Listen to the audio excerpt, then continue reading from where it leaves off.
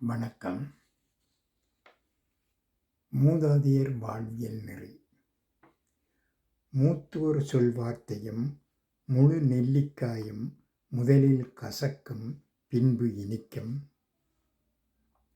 தனிமனித ஆரோக்கியம், சமூகத்தில் சுத்தம், அயலவருடன் உறவாடல் போன்ற மூதாதையர் வாழ்வியல் நெறியை நாகரிகம் என்ற பெயரில் விலை கொடுக்காமல் பேணிப் பாதுகாப்போம்.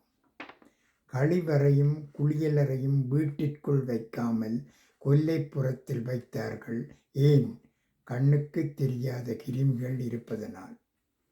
சலூனுக்கும் சாவுக்கும் சென்று வந்தால் எதையும் தொடாமல் குளித்தபின் வீட்டுக்கு வந்தார்கள். ஏன்?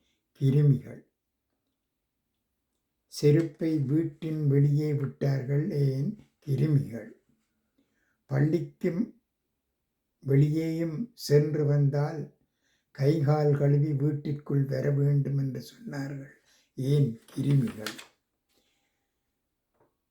பிறந்தாலோ இறந்தாலோ தீட்டு என்று 10-16 நாட்கள் தனிமைப்படுத்தினர்.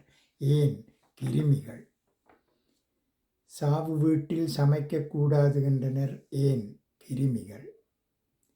சமைக்கும் பெண்கள் குளித்துவிட்டு சமைக்கும்படி கூறினர். ஏன்? கிருமிகள்.